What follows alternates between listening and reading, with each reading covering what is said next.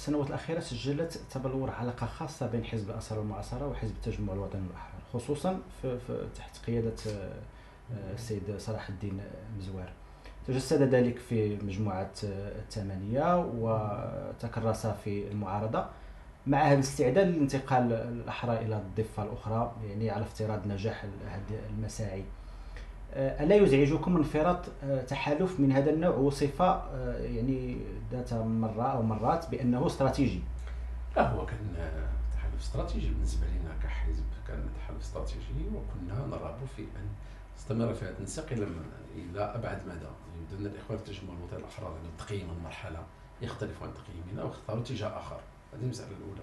المسألة الثانية أن التحالف الذي كان في الجيويت أصبح الآن تحالف عبد الكريم مع الجيويت، ثلاث أحزاب الآن تقريبا مقترح أنها ستكون في الحكومة: الحركة الشعبية والاتحاد الدستوري والتجمع الوطني، كلها أحزاب الجيويت، وأنها الآن يبدو أنه السيد رئيس الحكومة سيؤسس حكومة الجيويت زائد حزبين. لا يهم، اللي مهم بأن نحن نتمنى لإخواننا في التجمع الوطني الآخر تجربة جيدة. نتمنى أن لا يجدوا أنفسهم من مشاكل التي وجدها حزب الاستقلال وبدأ انفجار عقد الحكومة. نتمنى لهم أن يكون تفسيرهم وتوضيحهم وتفكيكهم للمشهد السياسي ينمو على عناصر إيجابية التي ستنجح هذه التجربة.